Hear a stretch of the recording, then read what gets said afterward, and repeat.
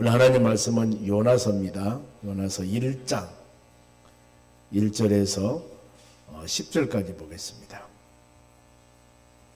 어제 아침에 오바댜, 오늘은 이제 요나서 1장 1절에서 10절까지입니다. 자, 이 말씀을 우리 찾으신 줄로 믿고 제가 먼저 한 절 읽겠습니다. 여호와 말씀이 아비떼의 아들 요나에게 임하니라. 이르시되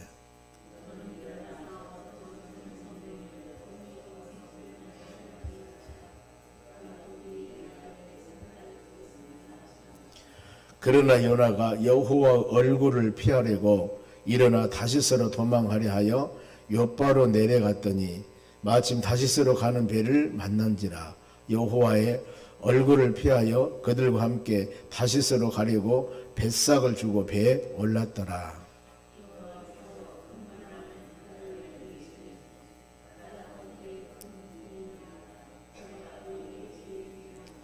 사공들이 두려워하여 각각 자기의 신을 부르고 또 배를 가볍게 하려고 그 가운데에 물건을 바다에 던진지라. 그러나 요나는 배 밑층에 내려가서 누워 깊이 잠이 든지라.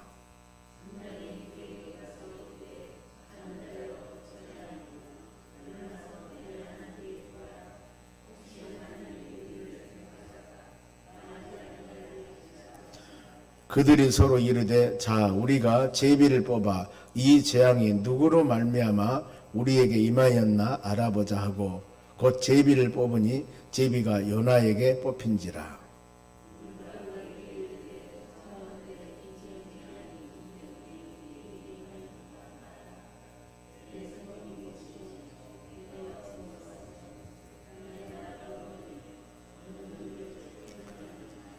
그가 대답하되 나는 히브리 사람이요 바다와 육지를 지으신 하늘의 하나님 여호와를 경외하는 자로다 하고 자기가 여호와의 얼굴을 피함인 줄 그들에게 말하였으므로 무리가 알고 심히 두려워하여 이르되 너희가 어찌하여 그렇게 하였느니라 하니라. 아멘.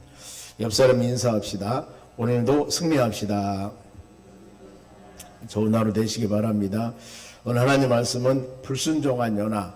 요나 하면은 우리가 얼른 마음에 생각하는 게 하나님의 뜻에 불순종하다가 많이 연단받고 난 후에 순종한 사람, 그겁니다. 이렇게 생각합니다만 요나라는 뜻은 비둘기라는 그 뜻입니다. 보면은. 그런데 요나서는 예수님이 오시기 전에 약 한 750년 전에 선지자입니다. 보면은 하나님께서는 요나에게 귀한 사명을 줍니다. 사장으로 되어 있습니다만은 먼저 전체적으로 보면 요나는 하나님의 계획은 즉 사람들을 통해서 하나님의 역사하신다. 세우시고 낮추시고 사람을 택하고 버리기도 하고 모든 것은 하나님의 주권이다. 그래서 이 말씀을 기록하는 목적이 하나님의 용서는 반드시 회개를 전제를 한다 그 말입니다. 회개. 구약의 많은 흐름이 그렇습니다. 그리고 하나님은 이스라엘 백성뿐만 아니라 모든 민족을 사랑한다. 이방 선교할 때 요나 같은 어떤 단어를 많이 사용합니다. 우리 민족 유대인뿐만 아니라 이방 나라도 사랑하신 하나님. 아수르 나라 도시 니느웨 성에 가서 외치라고 하지 않습니까? 그래서 이방 선교를 감당하지 못한 자 회개하고 주의 품 안에 돌아와야 된다. 이런 의미가 있습니다. 그리고 하나님께 범죄하면은 반드시 회개해야 된다. 회개하지 않으면 하나님이 책망하신다. 이런 내용입니다. 그래서 이 가르치는 교훈이 하나님은 한번 우리를 선택하시면은 버리지 않습니다. 보면은 만일에 하나님께서 이 요나에게 사명을 주었는데 요나가 지금 욥바에서 타시스로 가는 배를 타고 도망가거든요. 그러면 하나님이 너 아니면 다른 사람 없어? 그리고 다른 사람을 세워줄 수도 있죠. 그런데 하나님은 이미 한번 요나를 지명했기 때문에 어디를 가든가 하나님의 품 안에는 떠날 수 없습니다. 온 세계를 주관하고 역사하신 하나님인데 그 품을 어떻게 떠날 수 있습니까? 사람이야 눈에 안 보이고 멀리 떠나면 잊어버릴 수도 있는데 하나님은 그렇지 않습니다. 그래 하나님께서 우리에게 주시는 사명 직분 우리 잘 감당해야 됩니다. 그리고 하나님은 어느 곳에나 계신다. 욥바에서 저 멀리 다시스로 도망가려고 힘쓰지만 하나님 거기 안 계십니까? 우리 많이 쓰는 말에 이런 말이 있습니다. 뛰어봤자 벼룩이라 어디 가냐 그 말입니다. 도망갈 수가 없습니다. 그리고 하나님께서는 때에 따라서 많은 자연 환경을 주관하면서 풍랑이죠. 많은 사람에게 회개, 하나님의 역사심을 보여주기도 하고, 그리고 하나님이 함께하면 어떤 일이든지 행할 수가 있다. 저기 아수르 나라 도시 니느웨 성에 가서 외칩니다마는 요나가 유대인으로서 그 이방 나라에 가서 연약하죠. 인간적인 모습으로 본다면. 그러나 하나님께서는 하나님이 함께하는데, 지금 하나님의 사명을 줬는데 그거 믿고 나가면은 무엇이 무섭겠습니까? 이런 신앙이 아니었다는 겁니다. 그럼 본절에 여호와 말씀이 누구에게 임하였습니까? 1절 봅니다. 여호와 하나님 말씀이 아미떼의 아들 요나에게 임하니라. 요나 방금 말씀드렸죠. 요나는 비둘기라는 뜻이 있습니다. 그러면은 하나님께서 바로 이 모든 사람들에게 어떤 일을 행할 때마다 그 하나님의 말씀을 주는 사람들이 있습니다. 보면은 구약에 보면은 엘리 제사장 때입니다. 보면은 사사시대가 마치고 나서 이제 왕정시대 되기 전에 엘리 제사장의 아이 사무엘이 하나님의 전에서 한나가 기도해서 난 사람의 말 사무엘입니다. 하나님의 성전에서 헌신하고 있을 때 여호와 하나님의 말씀이 엘리 제사장에게 임해야 되는데 제사장이 임하지 않고 누구? 아이 사무엘에게 임합니다.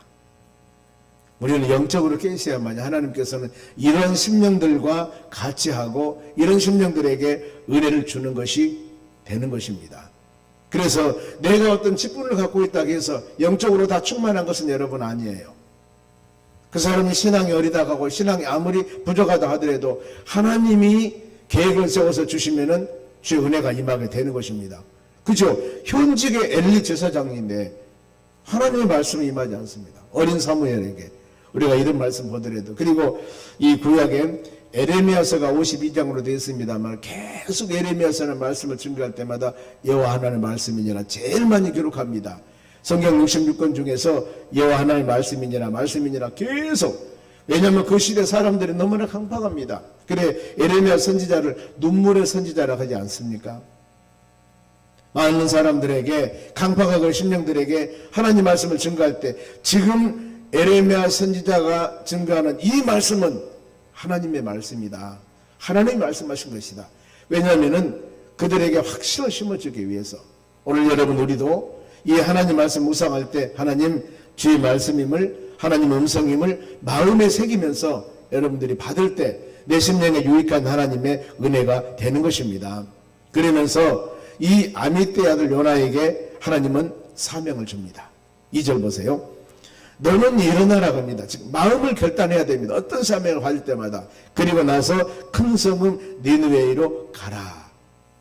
즉 하나님을 자고 가면 되는 겁니다. 그러면서 그들을 향하여 외치라. 요즘 말은 미션이라고 이제 사명을 주는 겁니다. 사명. 그러면 이 하나님의 사명을 받은 요나의 쭉 자세가 나오겠죠. 그러면 이 니느웨 성은 에루살렘에서 얼마나 떨어지냐면 약 한 800km 정도 떨어졌다고 그럽니다. 얼마나 멀까? 서울이 한 300km 좀 넘습니다. 그럼 갔다 왔다 또 가고 이런 거리나 될 것 같아요. 보니까요. 이런 거리인데 이 니느웨가 방금 말씀드린 아수르의 바로 이 수도입니다. 요나에게 3일길을 걸락했습니다만 쭉 들으면 약 한 96km 정도 된다고 합니다. 거기에 12만 명. 이때 당시 상당히 많은 사람이 살고 있습니다. 보면 지금의 이라크 지역입니다. 그럼 하나님께서 요나에게 사명을 주신 이유가 있습니다. 지금 니느웨의 성 아수르 나라 수도에 가서 외치라.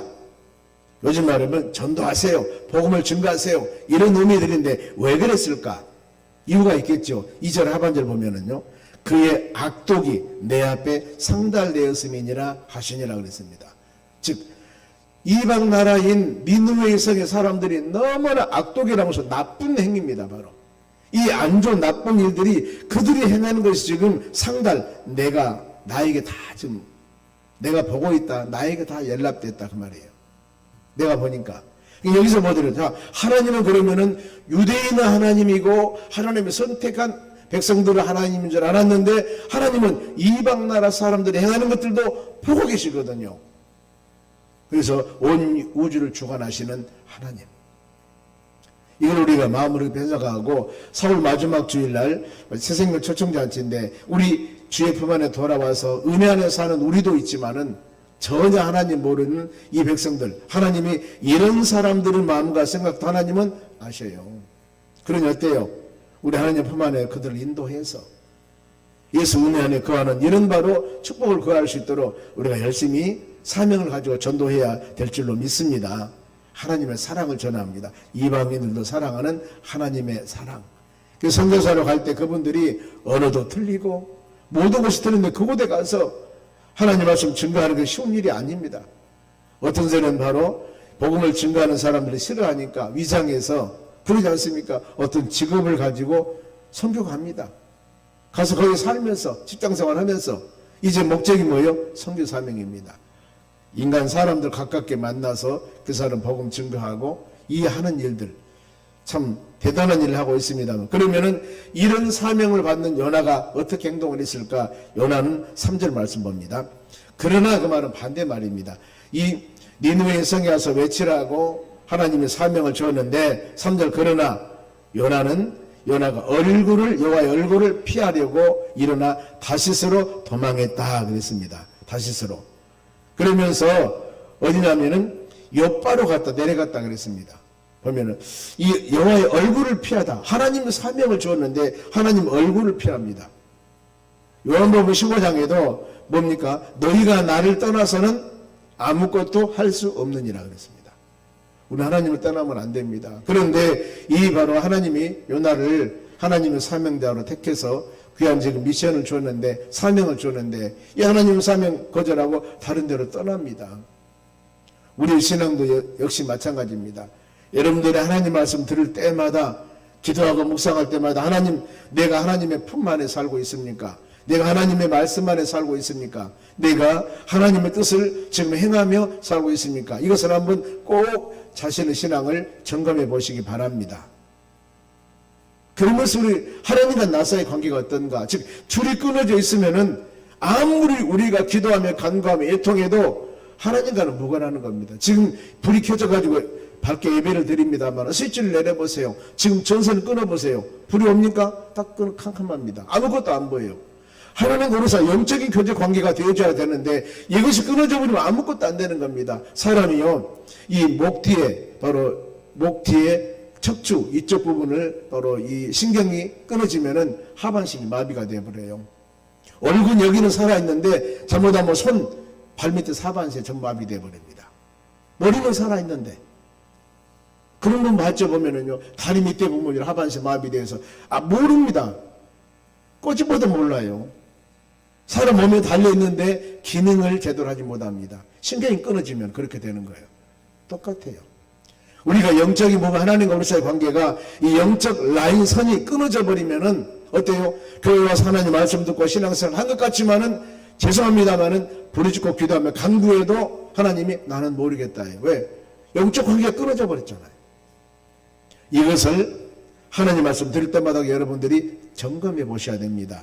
나는 하나님 말씀 들을 때 잘못한 것 있으면은 뭔가 우리 마음속에 찡하고 하나님께서 회개하는 마음을 주실 때 내 자신이 뭔가 모르게 마음에 성령께서 감동하여 너는 잘못한 거 회개해 이런 마음을 주시는가, 아니면은 항상 어떤 말씀을 들어 나는 자유에 그러는가, 이거 생각해 보셔야 됩니다. 묵상하셔야 됩니다. 근데 여호와 얼굴을 피했습니다. 그러면서 다시스로 도망하려고, 다시스는 땅 끝입니다. 지금 스페인인데 욥바로 내려가서, 욥바는 지중해 지금 항구입니다. 여기 항구 도시인데 거기에서 준비하고 지금 다른 데로 도망가려고 하고 있습니다. 자, 디모데후서 4장 10장에 보면은 대마라는 사람이 나옵니다. 바울이 바로 복음을 증거하며 선교사역할 때 바울과 같이 했던 사람입니다. 대마. 근데 이 사람이 바울을 떠나요. 왜 떠나냐면은 대마는 세상을 사랑하여 나를 버리고 데살로니가로 갔고요 그랬습니다. 떠난 이유가 뭐예요? 세상을 사랑하기 때문에.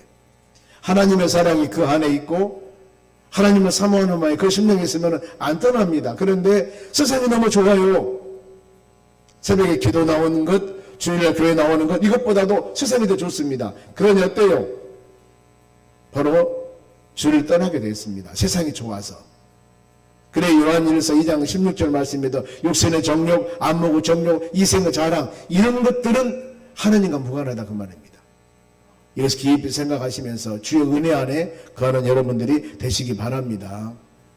그러면서 불순종한, 즉 하나님의 사명을 거절한 사람이 결과는 어떻게 될 것인가? 4절 보세요. 여호와께서 큰 바람을 내립니다. 하나님이. 그러면서 바다 가운데 큰 폭풍이 납니다.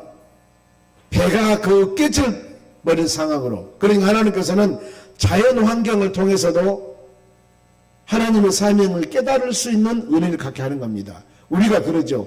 차를 운전하면서 어떤 생활하면서 아차, 하나님이 이렇게 깨달음을 줄 때가 있습니다. 아차, 내가 잘못했구나. 이런 것들 뭔가 모르게 많은 환경을 통해서 이럴 때마다 눈 감고 계시면 안 돼요. 마음 닫고 계시면 안 됩니다. 뭔가 모르게 여러 환경을 통해서 깨달음을 주었을 때 내 자신의 신앙이 올바르지 못한 깨달음을 주었다면 회개하며 순종해 나가는 삶의 대여자 되는 것입니다. 모든 자연 환경을 주관하신 분은 하나님이십니다. 사무엘상 12장 15절에도 여호와 말씀을 듣지 아니하면은 명령을 거역하면은 너희 조상같이 치리라. 하나님이 책망하신다고 분명히 말씀을 합니다. 그래서 하나님의 사명에 순종하면은 하나님께서는 환경 아무리 어려워도 감당할 수 있는 힘도 주시고 피할 수 있는 길도 내주십니다. 그리고 내게 능력 주는 자 안에서 모든 일을 할 수 있다고 힘과 능력도 주시는 거예요.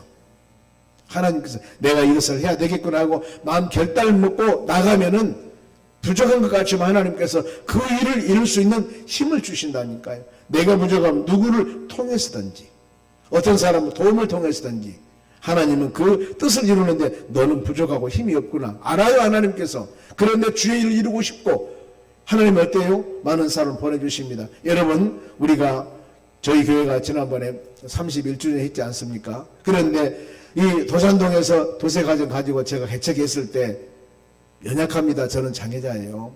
힘도 없습니다. 그런데 그때마다 많은 사람들을 보내주십니다. 여러분, 우리 같이 이 교회 머리 대신 우리 예수님을 같이 섬기고 있지 않습니까?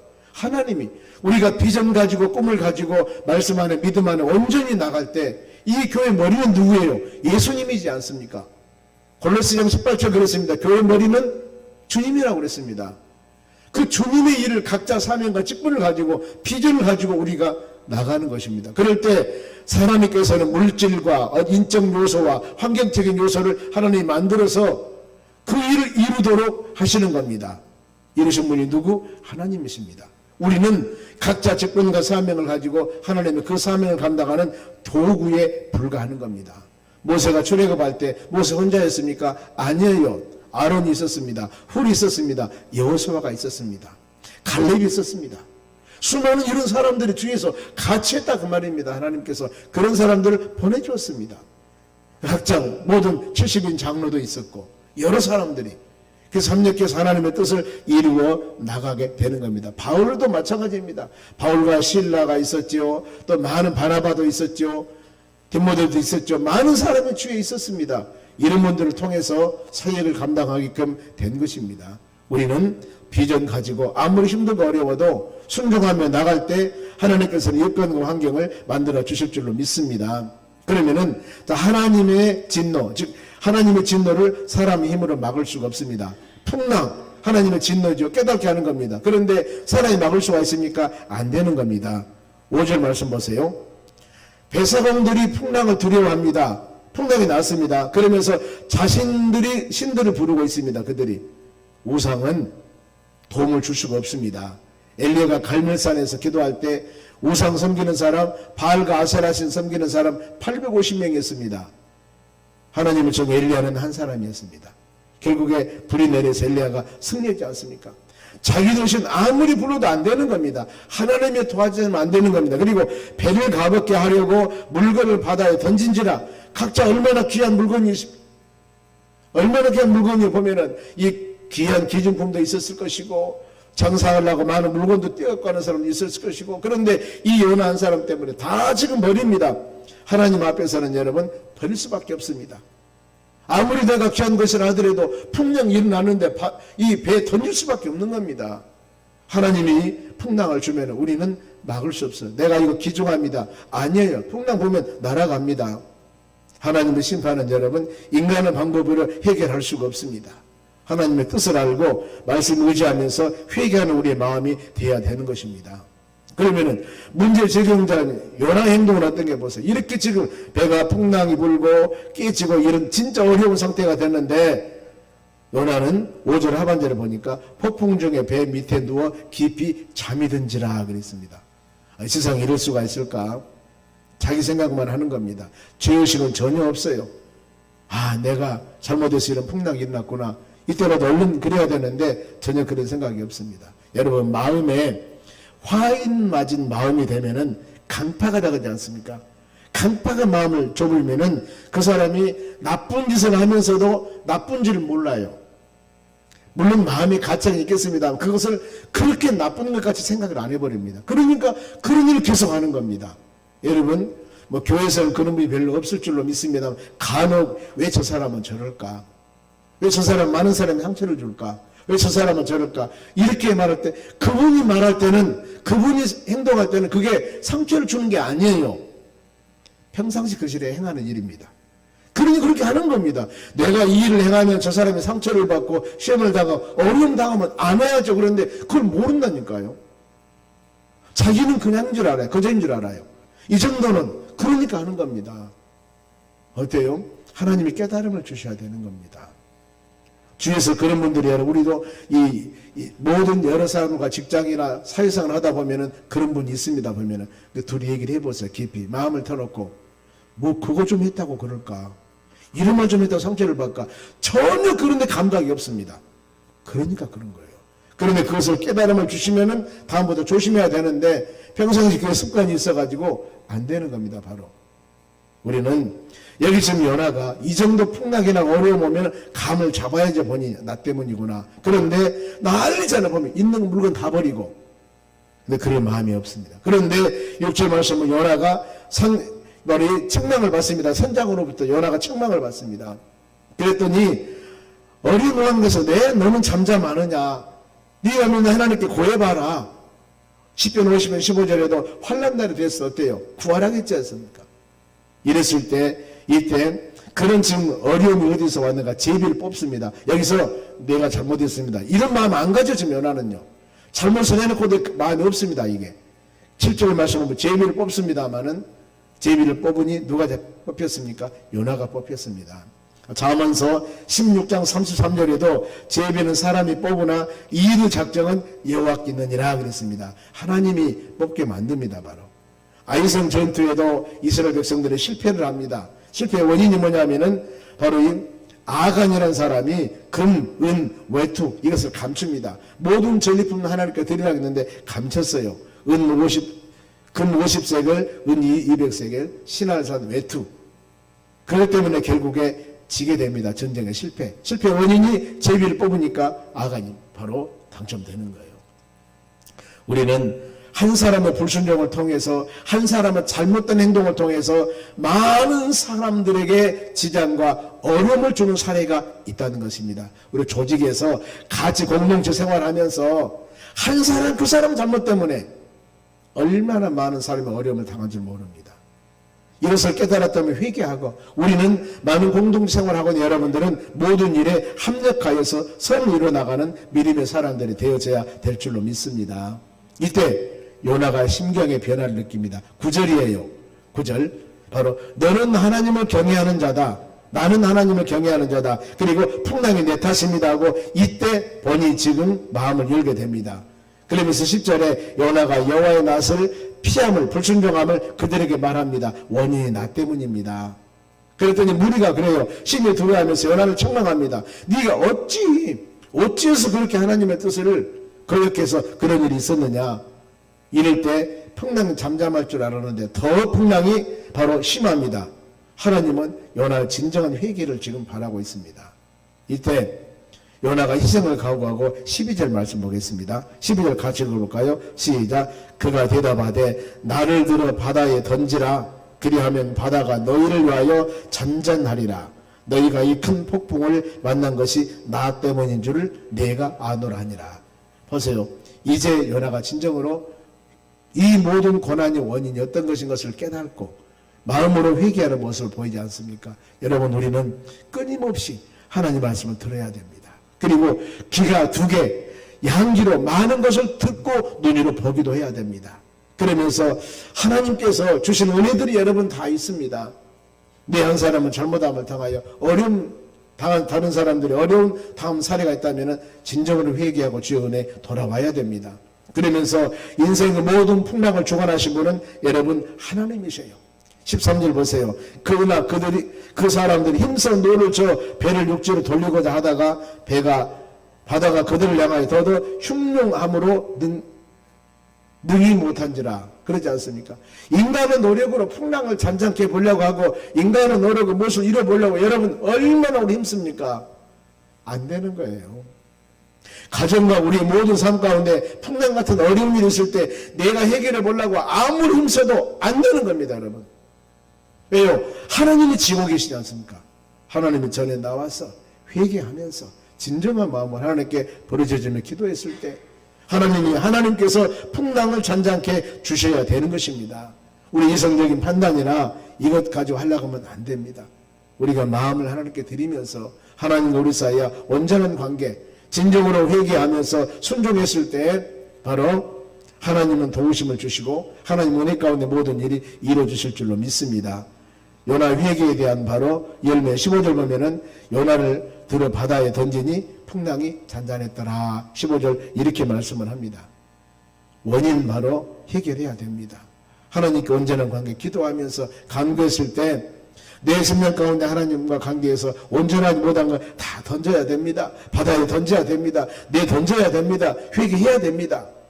그래야 했어요. 주께서 우리 주시는 은혜가 대단합니다. 마지막 16절입니다. 고난을 통한 전도 수단입니다. 16절 그 사람들이 여호와를 크게 두려워하여 여호와께 애물을 드리고 서원을 더하더라. 이런 모든 풍랑을 통하여서 하나님 결국에 어떻습니까? 모든 사람들 그렇구나. 네가 믿는 하나님 풍랑도 잔잔케 하시고 대단한 하나님이구나. 이것을 느끼게 되면서 여호와께 제물을 드리고 서원을 더했더라 그 말입니다. 아, 하나님은 이런 하나님이구나. 하나님은 수많은 사람에게 이 물건을 다 바다에 던지고 많은 사람에게 재산적인 손해를 준 것 같지만은 여기서도 하나님을 영화롭게 하는 것이 마무리되지 않습니까? 우리 모든 삶도 마찬가지입니다. 하나님 영광 돌리는 이 하루 삶, 우리 모든 삶에 되었을 때 거기에서 주의 역사와 하나님의 능력이 임하게 됨을 여러분 마음에 깊이 새기면서 우리가 하나님 말씀 들을 때 열린 마음으로 하나님 말씀 마음에 받고 이 하루도 하나님과 온전하지 못한 관계가 있다면 회개하고 주의 품 안에 돌아와서 우리 입술의 고백이 기도하며 간구했을 때 은혜가 될 줄 믿습니다. 나에게 준 귀한 사명과 직분과 나에게 준 하나님께 주신 일들을 성실히 잘 준행해 나갔을 때 거기에서 아름다운 열매가 맺는 역사가 일어남을 믿고 이 하루도 믿음으로 승리하는 여러분 되시기를 주의 이름으로 축원합니다. 기도하겠습니다.